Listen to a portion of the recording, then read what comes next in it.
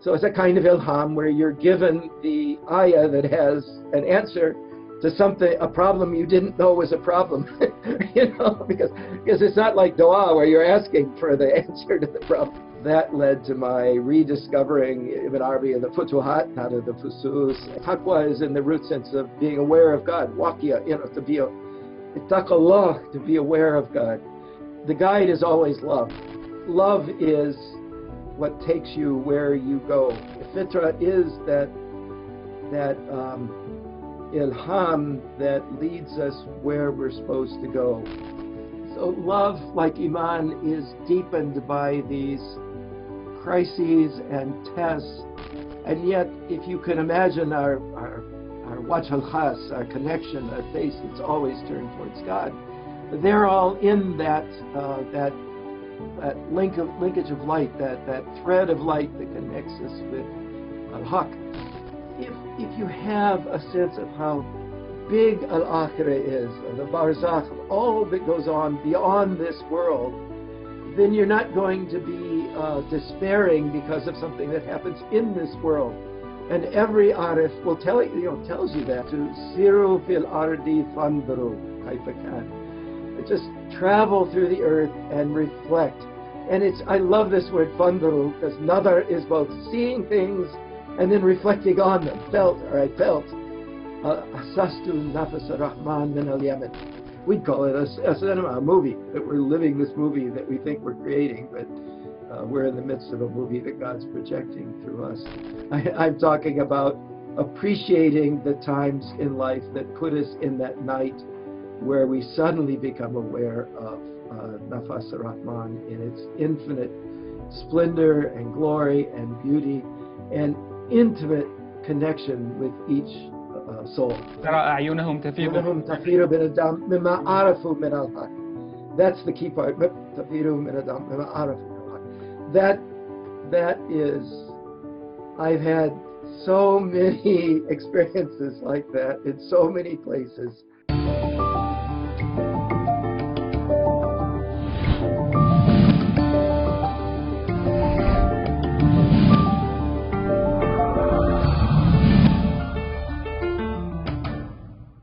Doctor, let us start with the idea of faith, because some people define faith as a matter of rational understanding or conceptual belief system, or gained by logic or justified precise methods, and other people define it, no, it's a deep spiritual experience in the heart.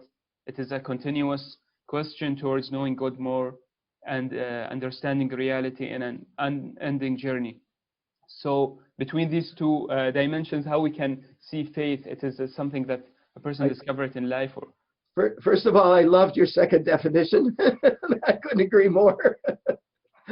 And as you know, that's universal. By every word you said is universal. So, but no, I think there's so many questions. We could talk for an hour about that question you just raised. And in fact, the book I'm translating, 800 pages, is kind of on that topic. Trying to get people to see it, because I don't know where the notion of Iman, what I tell my students, as I said, I think Iman is the most, or one of the most, certainly the 10 most common roots, masdars, and words in the Quran. And the word i'tiqad, of belief, does not occur at all. And in fact, the only thing you get close to is zan. And you know what the Quran says about zan. It's not very high. It's dangerous, not very high. So if you leave outside all of history and you just read the Quran, Iman is what you've said, but Iman is not Iman if it's not put into practice. And it's when we put our Iman into amal that we need a reason, a kind of reason. Reason will never get us to faith. I don't know anybody who's ever reasoned their way into faith, and especially you can't convince other people through reason. You can take away obstacles. That's what reason is good for. So it's good for eliminating obstacles. But faith is something given.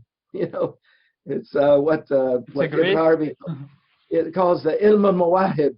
And wahab isn't just given, it's given by grace. you have ata, you have lots of manan, you have lots of words in the Quran for bestowing things, but wahab is something that's pure gift. It's not, it's just given, not deserved. So faith is like that. But immediately, as soon as we have to, and life constantly asks us to act out of faith. So as soon as we do that, we have to bring in a reason that takes into account social realities, other people's beliefs, the fact that faith, if faith doesn't grow and change, then it's not faith either. I mean, Nur Allah is all things. So our faith is always something that's growing and changing and expanding, and so it interacts with our reason all the time. It's not, but it's what I hate is when people reduce faith to a belief, because as I said, there's no belief in the Quran. Iman is something you know, and where people mess up is when they try and explain what they know in words that cut everybody else off from what the faith that's been given to them. And there's so many analogies. I teach the Quran every other year, and I teach the Hadith when I don't teach the Quran. So I'm tackling your question about Iman all the time, and with students who don't know anything about Islam. I mean, I'm talking grad students here. I'm talking my undergraduate courses. And so I probably talk too much, but I don't want to be misunderstood. I think reason is, and that's why I'm writing a book now on this term, tahqiq. It's Ibn Arabi uses it all the time. The book I'm translating uses it a lot. And what he's saying is, tahqiq is, the philosophers use it to mean acute reasoning, very clear reasoning.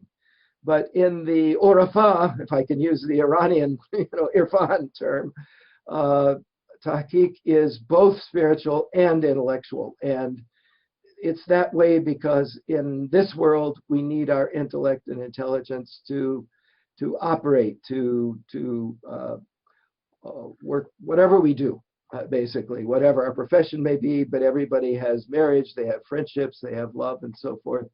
And so to bring Iman into reality in this world, we constantly have to rely on reason, but they should be married. They should be in a good marriage where everything is shared. And I have some experience of a bad marriage back there, you probably tell me. But I say tahqiq is the good marriage of aql and of Iman. And and how do you learn to do that? Well, you learn it by all the imtihan, all the bala in life that are, they're the teaching. They're teaching us how to put faith into action using reason in this world. So look, this is a subject where we have to talk about real examples to really get this across. Doctor, did you have a certain personal experience where you encountered real Iman in front of you, or it's a bala that you learn too much, or you enhance your Iman from that thing? Well, look, bala can be bala hasan too.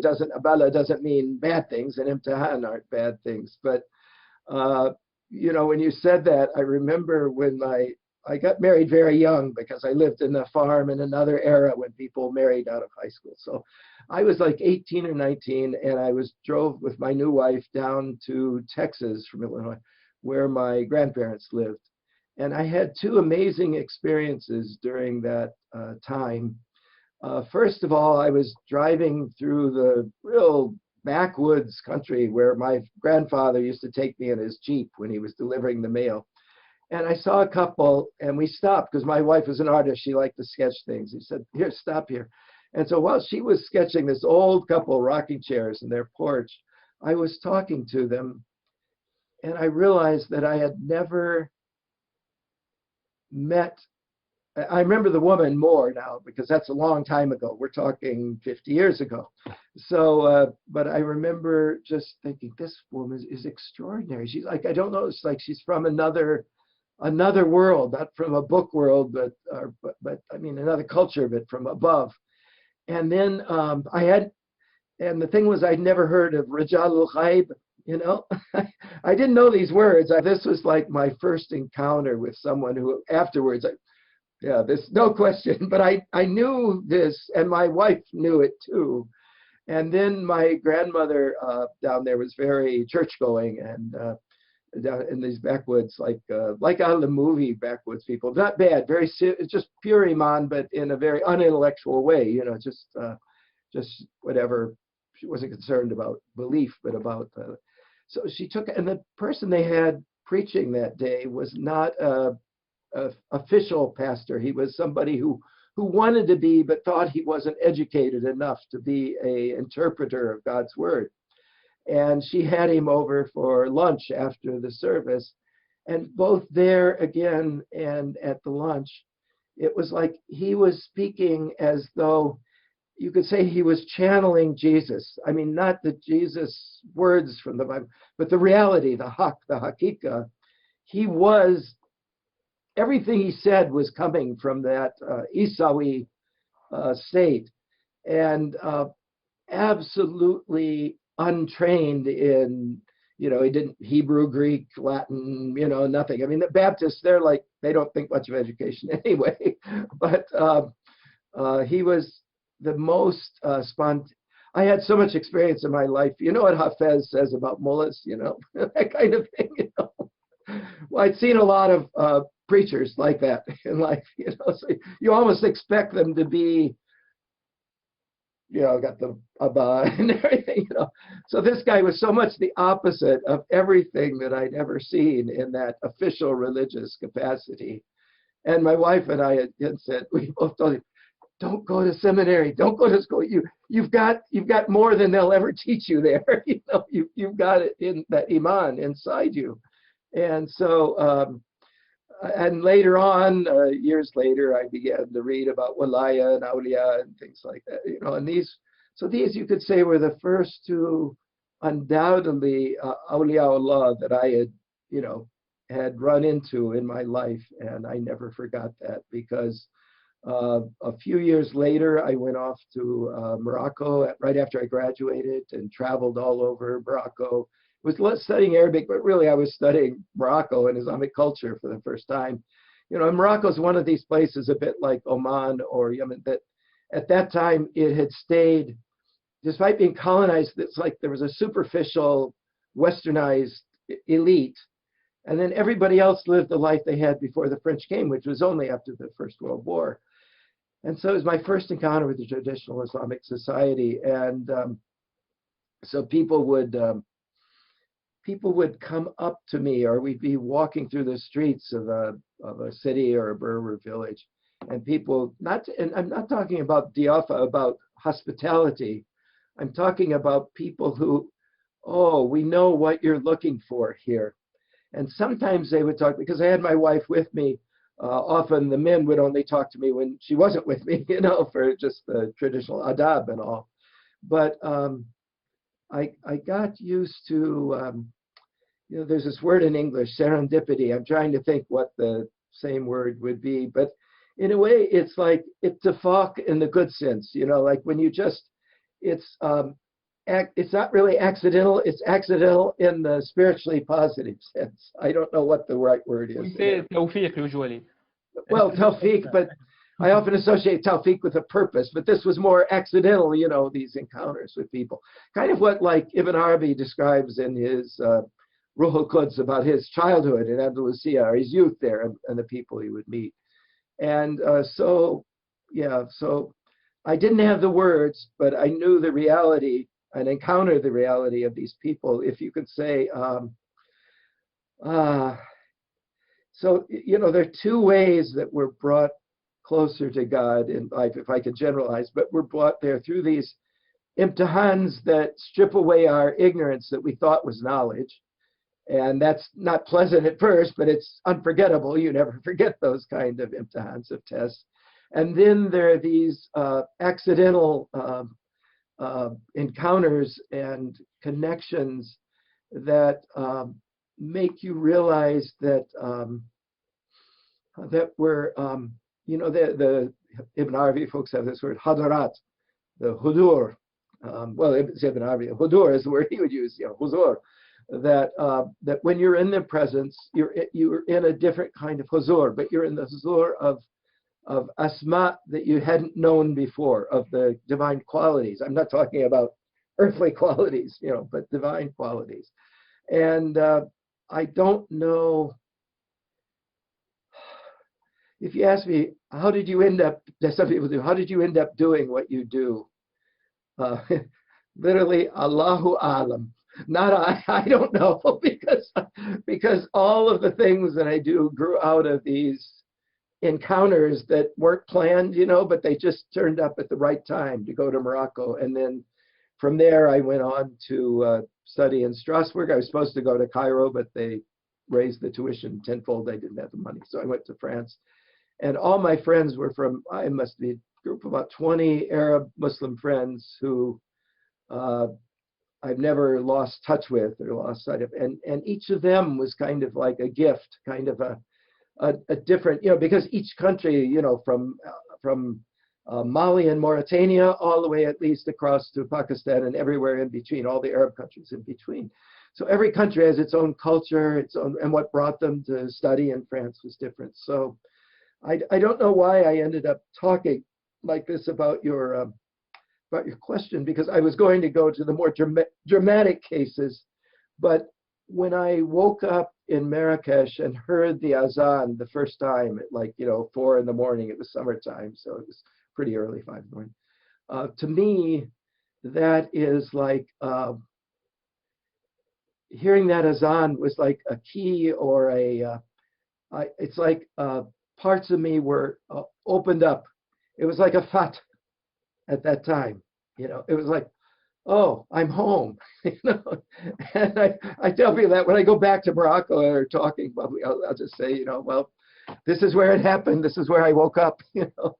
So Iman comes to us, as I said, either it comes to us through, how can I say? I'm very intellectually gifted, So my worst hijab is the intellect. So so a lot of those moments of discovering Iman in life are when horrible things happen to me, outwardly horrible things, and my intellect is helpless. Have you ever had that moment, that experience when your intellect is no use? It's like whenever something bad happens in your life, my first reflex is to figure it out. And and I still do this at my age. I want to figure it out so I won't hurt as much again. And that's never ever worked out. It's based on the idea that I can control my life. But in fact, we're terrible at controlling our own lives. I mean, we may be good at success, controlling them that way, or finding the right marriage, or making enough money to live, that kind of stuff you can control. But in spirituality, you have to let go. The heart of it, why is it called? It's Islam, taslim. It's so for me, the taslim comes in these two, either these things that are kind of sent, that are messages and messengers that are sent, which are beautiful and often, and usually I know immediately why I'm meeting that person, how, what they're bringing, or it's these tests that that all you can say is, now I know to ask help, to pray, to surrender. So Doctor, when Urafa talks about like Ilham or Ilm Huduri, so someone may encounter such things when he prays, or when he writes some knowledge or ideas. You can encounter such things as real, or when I was, this would be 72, so I guess around 82. When I'd gone to Paris about 10 years later to work for the Aga Khan, I was in the neighborhood of a publishing house, and a fellow there had written a book about, it's still the best translations, about Abdul Qadir al-Jazairi, the great, the one who printed the Bulaq edition of the Futuhat, and he's much more than just the founding father of al-Jazair. And so I wrote him something, and I said, because Abdul Qadir had described this experience, and he had a word for it. He called it ilqa. I never heard the word again or anything, but So it's a kind of ilham where you're given the ayah that has an answer to something, a problem you didn't know was a problem, because it's not like dua where you're asking for the answer to the problem. It's like you send it without knowing that it is the answer until it's there, and oh wow, and you go. Often I would go back to the Quran, and it's again like, it's like Fala Hafez, there's Fala Quran. So when you know this ayah, you go, and then the answer can be in all the ayat around it.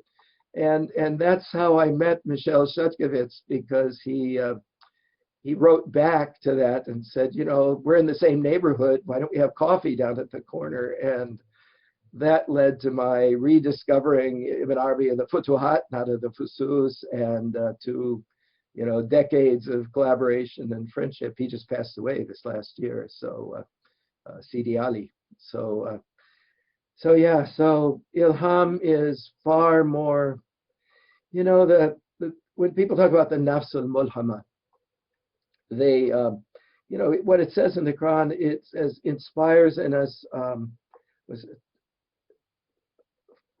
Fujuraha wa Taqwa? Taqwaha is the good thing. What is the other one? Fujuraha wa taqwaha. Fujuraha, yeah. So Ilham is not abstract, it's Ilham is this, it inspires us the knowledge of the Fujur, so it becomes Lawama. At that point, we can discover that things are Lawama that are not good for us, that we didn't realize were not good for us. And we can discover Taqwa here is not, wearing this kind of clothes or doing so many prayers. Taqwa is in the root sense of being aware of God. Waqiya, to be ittaqallah, to be aware of God. So it's not doing this or that. It's how it's taqwa is exactly faith in action. So if you could say, it's not like we can turn faith on and off, but we can become unconscious and heedless of faith. But what brings us back to an awareness of faith is taqwa. It's these situations that, it's exactly what I was describing you in all of these different early experiences. You just, as they say in every, kis ala hada, it just goes on and on.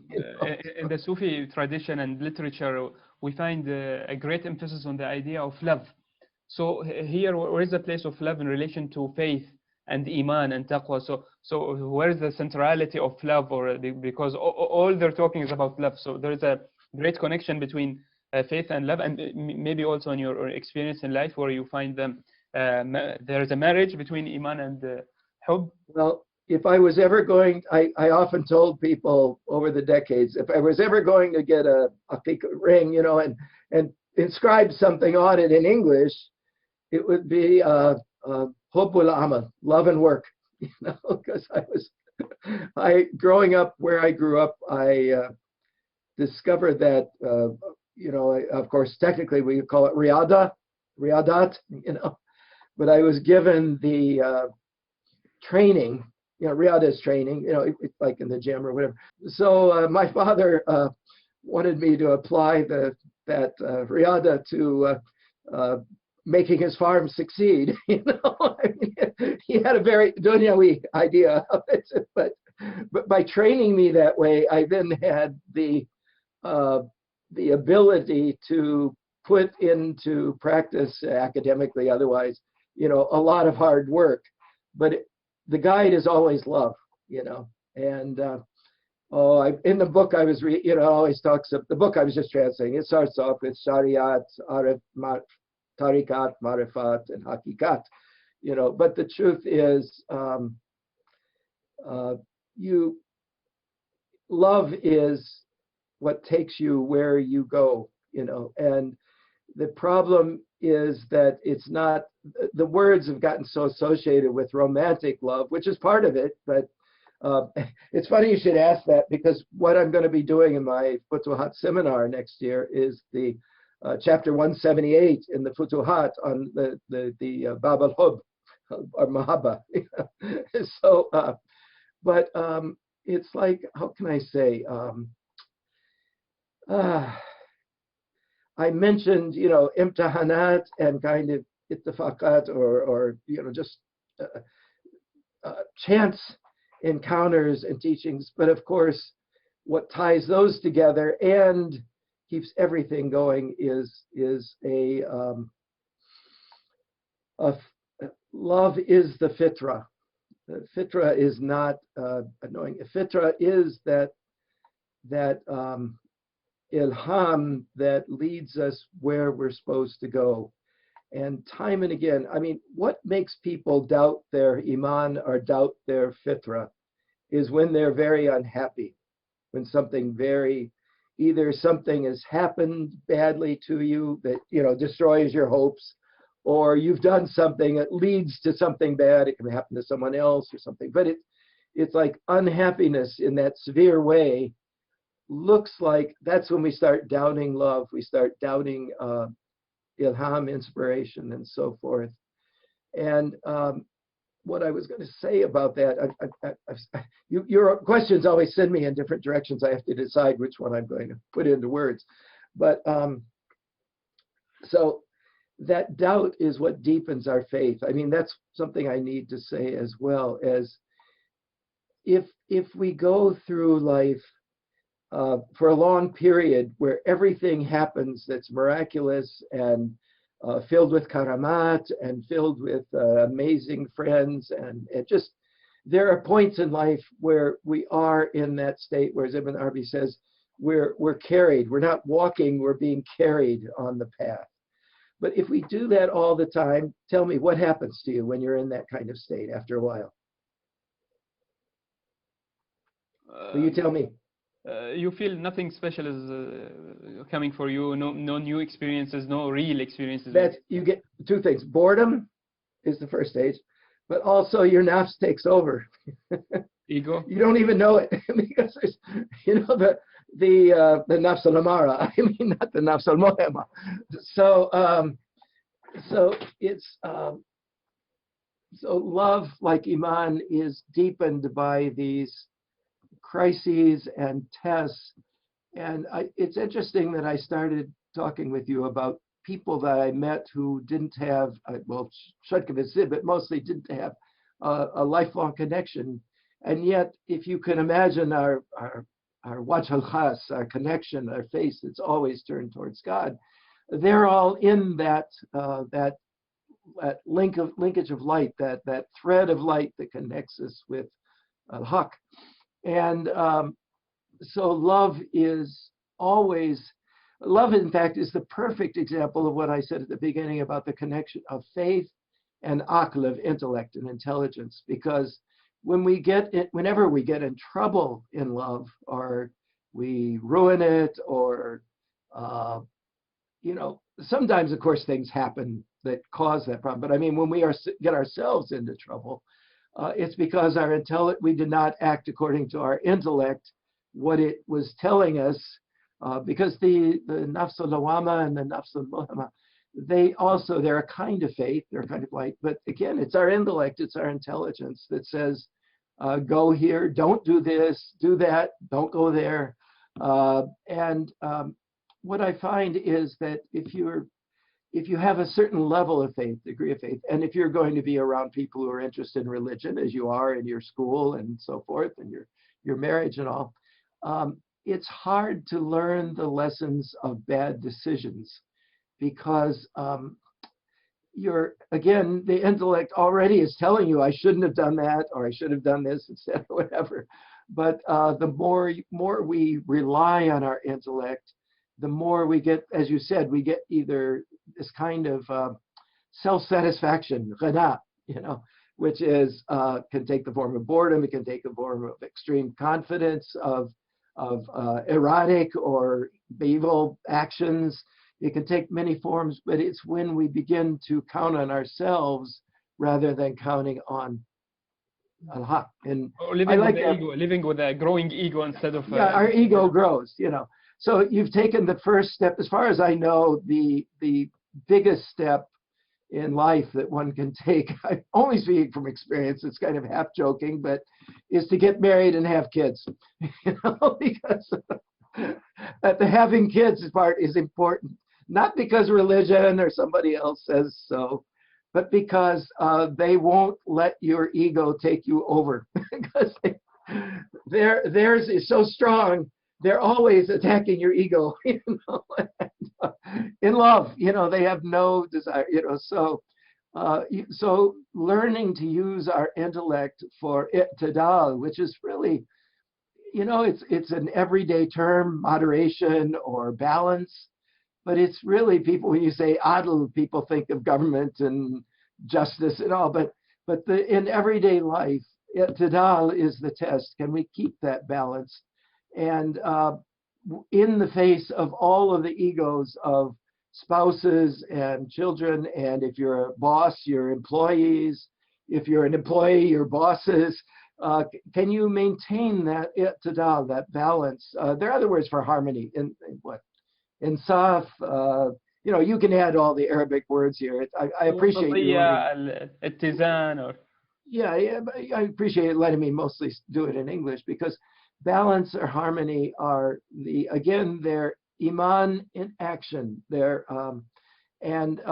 you are the kind of person, some people I've known who spend their whole lives in a library, reading books and writing books, what's testing your balance? What's testing your intelligence? I mean, it's a miracle if your faith grows in that circumstance, because, well, usually, of course, as you get older, and sometimes very early in life, health is another area where you notice people being tested, both in the health of people we know and are close to and love, so that's another area, like work, like marriage, like relationships, where we have to maintain our balance. And Doctor, I'd like to impose a question which I think very much in it, which is also related to the idea of truth, religious pluralism. We have this wisdom which says there are as many paths to God as there are human breaths. الطرق إلى الله بعدد أنفاس الخلائق.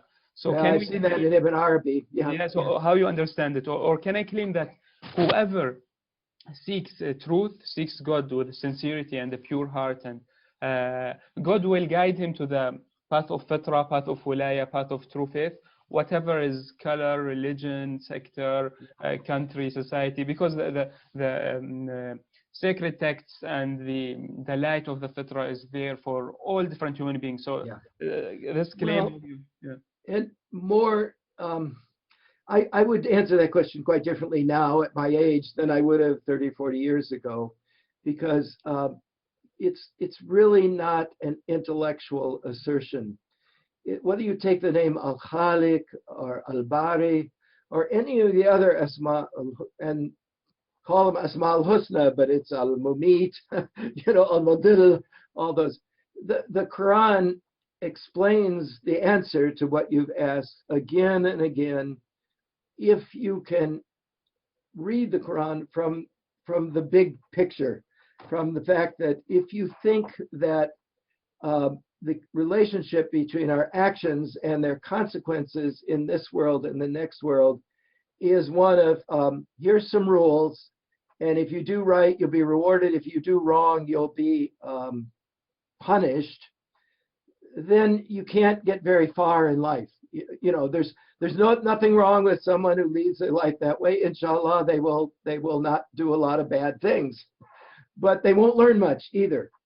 But if the world is created as the Hadith Qudsi that the Urafat talk about all the time, is the kuntu kanzan makhfiyan khalaqtul khalq likai ahbabtu an uraf. That's the key heart of it. It's three parts. Ahbabtu an uraf.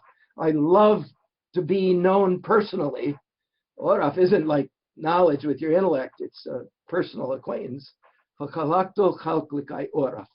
And so from that point of view, everything in creation is a lesson, and we're designed, of course, it takes you time to realize the deeper part of that message, that each human being is as in the Hadith of Ali or in the Hadith of Jibreel, that each human being is the eye and the hand and the tongue through which all of this knowing is happening, but at the very least, we can see in all of nature around us that there is nothing there but divine asma, divine qualities. And you don't learn that in some school. It's like when I have to teach intro to religion classes or intro to, often here they call it a comparison of Islam and Christianity, but it's still intro to religion. What do? I have students, everybody raise their hand and start putting up in the blackboard where they have found God or where God has found them, And there's nobody, they can be fierce atheists in a class. I'm at a Jesuit school, so they're not, I even run, everywhere else, like I ran into lots of atheists at Princeton and Oberlin and other places. I taught, no atheists I've met, I think they're afraid to admit it at Boston College, because being a Catholic and Jesuit school. But everybody is, and that's the miracle of the word wajd and wujida and wajada is, as in its root is, they start out by where they found God, and it's almost always in nature or in love. Those are the two big, or not because those are more important, but because those are easier to mention, because their relationship with their grandparents or being with somebody close to them who was dying, those things they don't want to mention in the classroom. So they're going to mention experiences in nature, with animals that they were close with or whatever. And then, as I said, where did you find God? And then I was like, okay, where did God find you? And okay, whoa, this is a tougher question. I mean, it's not a tougher question at all, but it's a question that that they have to sort of reveal themselves to be a person of faith. If you're going to say God found me in this situation, in this circumstance, you're kind of saying, yeah, I do have some faith. I'm a mu'min. So So everybody is knowing and finding God in his own way, in different ways, and he has a certain religious or a spiritual experience where he's encountering either he knew that this is a religious path or no. But my question is more specific. I'm asking about people who are sadiqeen, who has pure hearts, and because of God's mercy and full justice, so whenever they choose a path to reach towards Him, He will guide them. He will guide them in His own way, and His guidance may be different. I may be Muslim, he will be another religion. So all of the people will reach towards Him. Yeah, there are parts of the answer to that question that I realize have to do with discoveries that each person makes in their own time about God's justice, because whenever these bad things happen to people, either collectively as a group or individually, in a very real way that shakes people's faith in God as, not in God, a God, but in God as Rahim, Rahman and Rahim. They'll say, okay, Allah, but Rahman would not let this happen, And again, this isn't about Islam or anything. It's good that I started off with Sadiqeen that I met in backwoods Texas, so not in Morocco, so you understand what I was saying. But this question of what was you were just observing? Yeah. So I think you simply, I know, about what keeps people from recognizing that everyone is on a path towards God. Let me take an example that I'll give. I have a daughter who suffers from several varieties of mental illness and addiction to both, at times drugs, at times alcohol, but she's always addicted to something. And it's pretty normal with these mental illnesses called bipolar disorder, but she has attention deficits, but she's self-medicated since she's 15. So, okay, well, how is she, you might ask, well, how is someone like that on their way towards God? How is this addiction a path towards God? Because there are millions of people in the world. Every country has a huge number of people who suffer from these self-destructive problems that no one, their parents, family, doctors, law enforcement, nobody can cure them of these problems. And they look destructive. So aren't they going to be punished for? Certainly, they're punishing everybody else by making their lives miserable by the lives they lead. And so when I talk about an imtihan, here's a good example from right now, and it's been going on for years. But at the same time, I think if you have had something like that in life, you know how it's like children who have a couple who have a child born to them with a birth defect or a serious problem, you know, say autistic or something like that. Either two things happens. Either they break up because they can't deal with the unhappiness and tensions, or they become much deeper, more deeply married and more deeply connected. Well, similarly, in this case of drug addiction or of alcohol addiction or whatever, you know, it's when you look at this person, you kind of have two choices. Do you think that they're going to, because a lot of times this leads to death, but they put stuff in the drugs, fentanyl and all, and they die of overdoses. Usually sometimes they want to die, but a lot of times they just took the wrong batch of the drug and they die. So does this mean that this soul is damned and that there is no path to God? Their only path to God is through Jahannam. Certainly they've lived Jahannam in much of their lives. There's nothing there but nar. But at the same time, when you're around somebody like that and you get to know them, you know that the person who has faith, the mu'min, and not the Muslim, but the mu'min, is still there inside them. And there again, the only way you can discover that is by the close relation of hopeless, what I call hopeless, I'll call it hopeless love. Not that it's really hopeless, but that in dunya terms, it's hopeless. So there again, you have to have faith that two things. One, that God knows what's best for this person, and that what they're going through is part of their learning process for their soul. And three, that God is taking care of them, no matter whether your prayers for healing or for rehab or for, you know, a change in life that only comes through the Spirit, that those things will come to them. But the other thing everybody learns is about prayer. If you start thinking that prayers are like an infant asking for a birthday present or a ED present or something, that kind of prayer will stop in its tracks. You know, you will not get your presents. You know, so you have to your prayer for someone who is in that position. And I said the world is full of people in that hopeless position. Your prayer for them has to be that, inshallah, God willing, that everything that is happening to them is a lesson and will lead to a better end. Now, sometimes, and let me finish that thought for people who are, if you let people, sometimes that better end comes in this life, and it's an incredible increase in our faith and our love of God and everything when our prayers lead to a person in some way. You know, I've seen this amazing things done with prayer that way. But setting that aside, I'd like to almost come back to that. But setting that aside, you know, if you have a sense of how big al-akhirah is, of the barzakh, of all that goes on beyond this world, then you're not going to be despairing because of something that happens in this world. And every arif will tell you, you know, tells you that. What does Yaqub say? But it's don't despair. In Surah Yusuf. But what is it? We don't despair.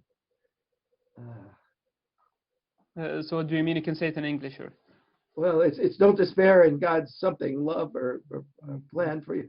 I mean, because in the Surah Yusuf, and what happens to Yusuf, and especially Yaqub, it's you know, you're not going to see a test worse than those, you know, in life, you know. And so Doctor, from your knowledge and experience, you mean, can you claim that I'm not being biased or prejudiced or anything, because we're talking about fitra and real faith and mu'min, but can we say that for a person to be a real Muslim, he has a greater chance towards God because of the light of the Quran and his the ability and possibility or the chance to reach to the real wilaya and real love of God is more than other people who don't have the grace of the Quran? Or no, God's grace is is over to more people, even if they didn't have Quran. And God's grace is far bigger than this planet. First of all, So, I mean, creation is God's grace to start with. So I don't think that the Gnostics had this idea that God created world or worlds, and then would just kind of forget some of the worlds or hand some of them over to shaitan-like figures, and so you were lucky if you managed to escape to get to the high God that actually paid attention to pure souls and so forth. It doesn't matter if you know about these Manichaeans and all or not. But so, of course, it's much better to be a real Muslim. But the real Muslim is the person who's mu'min and muhsin. And so you're using real in the sense of where I came from in Illinois, where they'd say real life and real work and real love. They'd mean dunyawi things, and that's not very real. So what I would say, let me finish my thought. What I'm really saying is that you don't go anywhere in the world that you don't find people who are Muslim in the Abrahamic sense of the term. It's not about what they've read or what they practice, but it's simply that they're Hanif. And the Hunafa are, whether they come from Millat Ibrahim, we can't think of that as just, one of the problems you get with these things is we know there have been people here for 1 million years now, or probably more, but certainly people who are reflective and thoughtful and had faith and not. So to think that God's nazar only came into effect, where do you put Ibrahim, or maybe 1,000 years BC or 1,000 years before AH, this is that's very presumptuous to think that God wasn't at work in all of these times and in all of these places. But that's an intellectual remark I'm making. But what you can find out for yourself is just to siru fil ardi fandru kaifa kan. Just travel through the earth and reflect.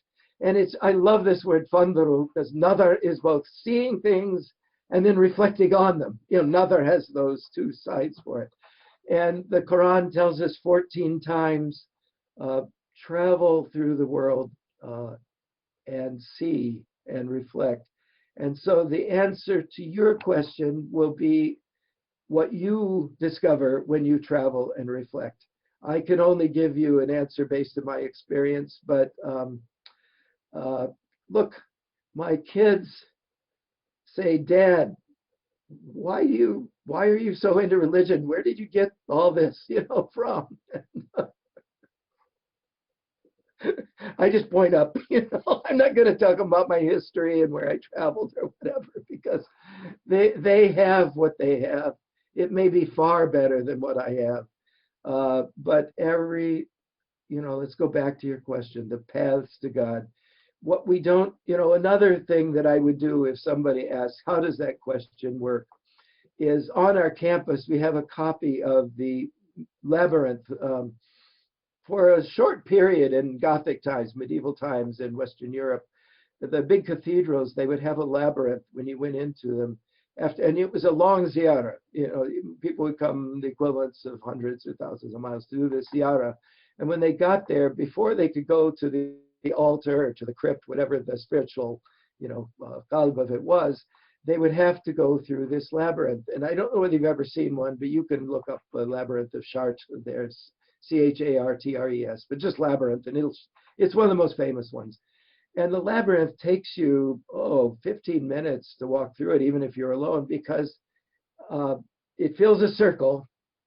There's a heart you're headed for, the heart of the heart, and to get there, but you constantly think, oh, I'm almost there, and then the path turns and it takes you backwards, and you go completely backwards, almost to the end of the circle, and then you turn around, and sometimes your back is to the heart, to God, and sometimes your front is, but you have to follow that path to get to the heart, to get to the end of your journey.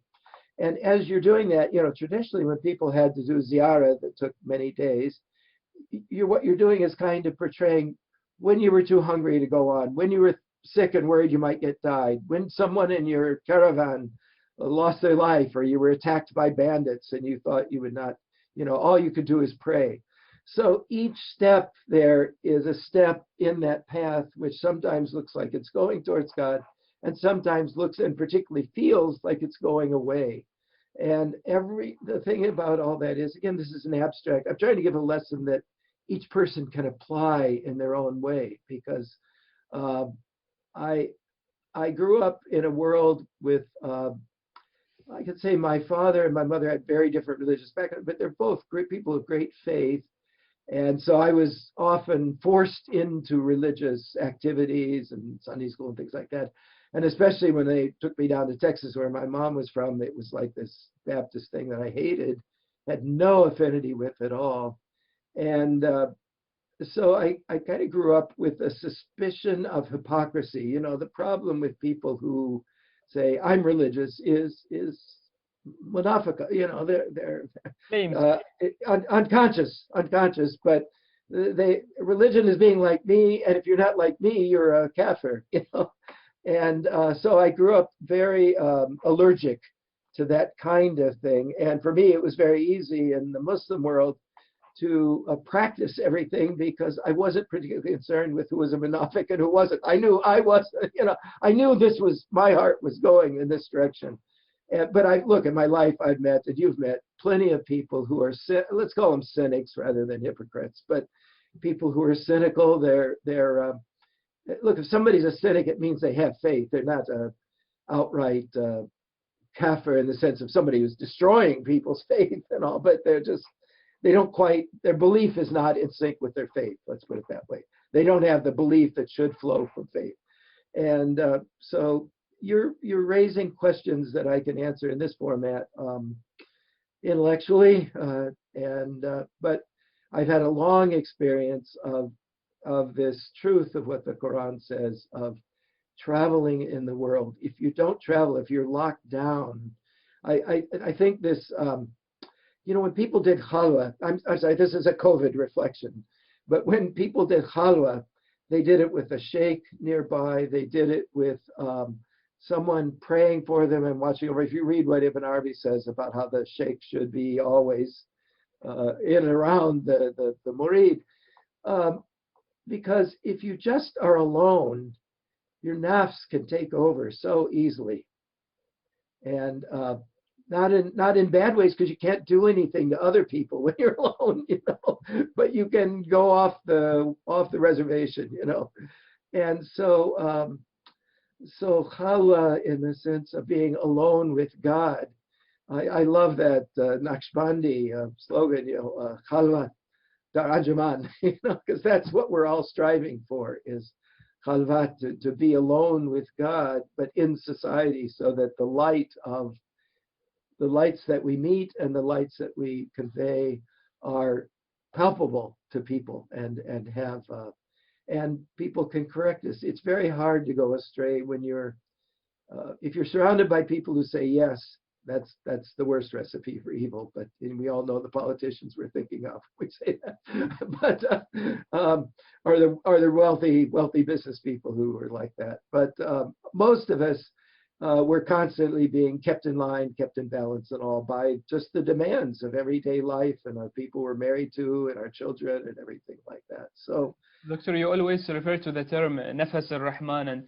so what you're saying that God's grace, God's mercy, God's light is penetrating all over the places, people and different societies and cultures, and it's guiding all different people to reach towards God. So I don't know if this is related to Nafas al-Rahman, which you point in many well, it is because Nafas al-Rahman is the you know, the word, you know, the hadith where the term comes from is in the year of Huzn, when the Prophet's uncle passed away, and Khadija, you know, right before the Hijrah, and everything had gone wrong. The Prophet had gone up to Taif, and they had stoned him and sent him back.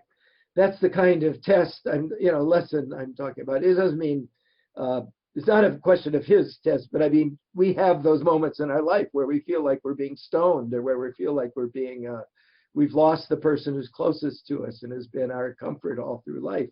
So all those things happened at once for the Prophet, and it looked like his mission was failing, in the sense, at least, if not there's plenty of stories in the Quran whose prophets whose missions fail in the sense of the people kill them or drive them off or whatever.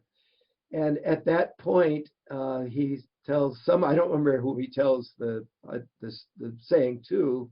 إني أشم نفس الرحمن من ناحية اليمن. I think it's أحسست, I felt أحسست نفس الرحمن من اليمن. And he wasn't talking about the state down by you. He wasn't talking about the country Yemen. He was Yemen from the auspicious Yemen in that sense.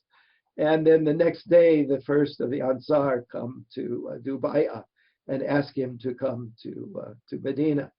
So that is pure grace. It's of course it works out in works of inaya and providence and all, but it's pure grace that comes at those points in life when we think like we failed in some way. And so, but I do think that now we know that there are billions and billions of planets, Earth-like planets in this.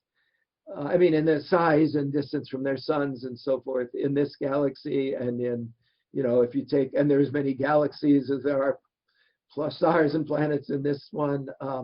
So God's mercy and God's nafas and God's creativity is, if that's good, if it helps us to understand that God is the al-haq, the real God. He's just like when you realize how immense that reality is, you call it the that or the haq or the huwiya or whatever, it turns us back to what we're supposed to learn as human beings in dunya. It doesn't at all. So what that does in a way is kind of say, why in Islam are these asma so important? Why? Because each ism is a lesson, and each ism is a piece of creation, not a material piece, but an element, a dimension, a wavelength of creation. So whether it be the 99 names or the infinite names or the names of the essence or the names of the afal, of the actions of God, this is what we're here to know in this world. Maybe there's some people who, in addition to that, are sailing through other worlds. That's not my business. I've actually read some interesting books by such people, but that's not here or there. If you're teaching religious studies people, they often are very ambitious in their spiritual journeys, and I'm not. But that's not what I do any longer. There are people who know lots more about us than we know about ourselves, and it's good to know the world is like that. So, and Imam Ali, look, there are two things in what you've just talked about lately that I think, in the last few minutes, that I think are important to emphasize. These connections are vertical. God, creation isn't something that happened. It's something that happens. Khaliq, khalq. In English, at least, gets in our way because everything is being created. And when you have that experience of that reality, you realize at the same time is how everything that we think is like a shadow play. That's the image that Ibn Arabi uses, but lots of people have used it as a kind of shadow play. We'd call it a cinema, a movie, that we're living this movie that we think we're creating, but we're in the midst of a movie that God's projecting through us. And that's khalq. And then that is the relationship of the mujaradat to this world. And then the other thing is, it takes you a long time. Everyone finds it differently, but it takes you a long time to realize that the Awliyaء Allah are always there. I know this realization hit me in Iran, in the desert in Iran. A lot of amazing things happened to me the 3 years I was living in Iran. And this one was when I realized that because the sky is it's like Oman probably, but the sky is just everywhere. Rarely clouded, just, at least up in the desert of Oman. At night, it's like you're in this bowl, of heaven. And I was out there and I just realized that what do those prophets say? My companions are like stars. Whichever one of you follow them, they will be, just follow somebody. Follow one of them and you'll be okay. I'm paraphrasing the actual words of the hadith. But the same way with the Awliyaء and with it's all about what Ibn Arabi calls dahsha al-hira, Rabbi zidni fika yeah, tahayyul. Sayyid al-Awliya. But what I realized when I was out there is suddenly the sun went down, because I was out in the desert just sleeping in a blanket out near Kerman, and suddenly I realized that the sun blinds us to the reality being all of those stars and planets and satellites and everything there that we don't see because we're so caught up in what is revealed to us by the sun. And that rujo, that Isra, that's what Isra is about. It's a journey by night, because it's not journey by night in the darkness, it's journey by night when you can see all the stars that you have to navigate by. So otherwise, a mirage is just an ascension, but the Isra is the journeying up and the journeying back. And in all those cases, it's a journey by night. And so life puts us there at the right times. You don't have, I'm not talking about starting a spiritual school in the desert. I'm talking about appreciating the times in life that put us in that night where we suddenly become aware of Nafas ar-Rahman in its infinite splendor and glory and beauty and intimate connection with each soul and each being. And not just people, with all beings. Actually, Doctor, it's very interesting also when we read in Fusus al-Hikam, we see that each prophet is a manifestation of certain names, certain God qualities. So all people are different, adwaq, ikhtilaf al-masharib. So this is very fascinating that every person should find his ways, should discover the name that he can connect with to reach towards God. And people are different, like different colors and rainbow. Yeah. Children from ages, say, 0 to, in the womb, the mother would say, 9 months early to age of 4 or 5, they're so close to God, and they're teaching you lessons all the time.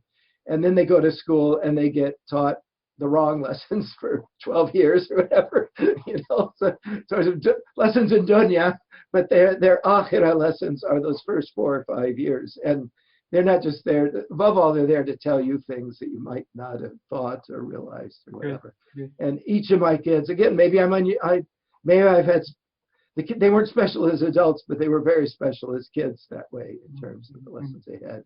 We feel that, Doctor, or many other Muslims, when they visit shrines of imams or for awliya or for Arafat, they feel the great light of this wali penetrating inside their souls, and they are full of tears. And I don't know if you've encountered that when visiting even mosques. When we were in Istanbul, some mosques or some places. Yeah. What is it? Is it sort of the Maida?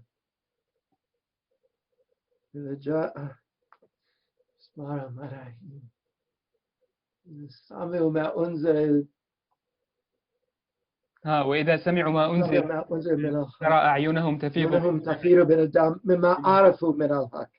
That's the key part. That is, I've had so many experiences like that in so many places.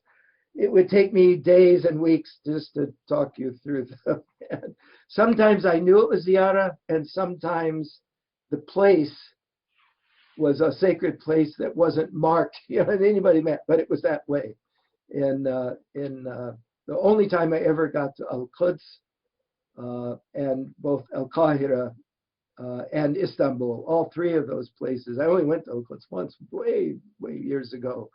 And I had a grant to study the Masjid al-Aqsa, the earliest, the calligraphy and artwork from the Kubata Sakhra and Masjid al-Aqsa. And I never wrote that up, but that was why I was there. And in Cairo, and especially in Istanbul, it is Dar es Salaam. It's really those special moments of tears. So they can be explained. They just come. Huh? Well, they're all over that city. I mean, in the old city, there's almost no place where you don't feel that. I used to take BC students the first 6 years I was here, from 2007 to 2012. I took a summer course where we'd spend about a week going to a holy place in Ziyara, almost all Ziyara, in Istanbul, and then we'd go on to Bursa, and then from Bursa to Kuşadası, and across to Konya, and then to Hacı Bektaş before we'd come back. And so it was a 3-week ziyarah program. It started out with mostly masjids in Istanbul. And I took my son with me, this younger one who loved to pray and all when he was a year or two old, you know, loved to be the zikr and everything.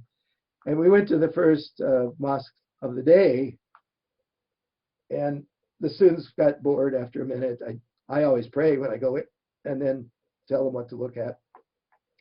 And my son said, "Dad, I don't want to go anywhere. This is peace. This is, how can these people want to leave?" You know, I think that's how I went, why do they want to leave? You know, it was, you know, because at these places you don't have to say a prayer or do a prayer or try to pray. They are prayer, and you just walk in, and it's like plunging into the sea or a pool or whatever of what you're hoping prayer will connect you with. Just live it, just feel it, just. Yeah. And he was 18, I guess, 17, 18 at that point, and he knew that.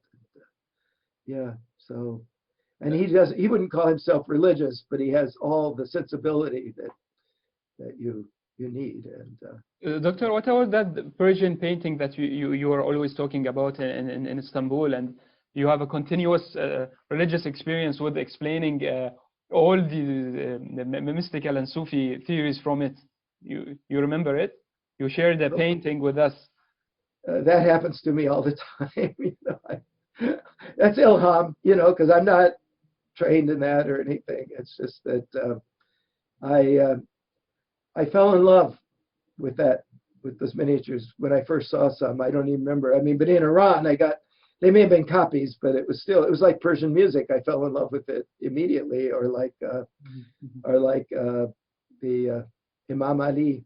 The other day I was reading this book. It's the religious experience of William James, and it's a translated. Oh, it's still a wonderful book. Yeah, he's talking about many different experiences of people, of Christian people. Yeah. It's inspiring. That's the first book of comparative religion everybody reads in English. You know, I mean, in English, that's the first book in everybody's intro class. They still use that book because, and what's special is his brother, Henry James, is famous as a novelist. I think it was his younger brother, and his novels are very difficult they're very complicated to read. But just let me say that some of the most important spiritual lessons I learned in life, namely what is ruh, what is the spirit, I was taught them by reading one of his novels. And it's just one of these strange things. He wasn't being religious at all. I mean, their father was a preacher, but a very intellectual one, being Boston. But Henry James was the one who really taught me about the connection between taslim and the awareness of ruh, and how those, and it's the lessons of Hadith Jibreel about ihsan, you know, the depths of ihsan. You can't translate ihsan. It's not just doing good with beautiful. It's being, you become that muhsin, you become that vehicle for God's ihsan in people's lives. And Henry James was the one who taught me that way back in first, second year of grad school. I read more novels. Like his brother. Yeah, I read more novels in grad school than I ever have since. You know, so I don't know why, but I did. Just so don't feel bad if you want to read some literature while you're doing your higher degrees. It continues to be thank you. I was also at the service. Yeah. We don't have other books of you. By the way, look at the front picture. Talk about ilham. Front picture. My wife is a photographer. She spent a year looking for things to put on the cover. But can you see? Let me see.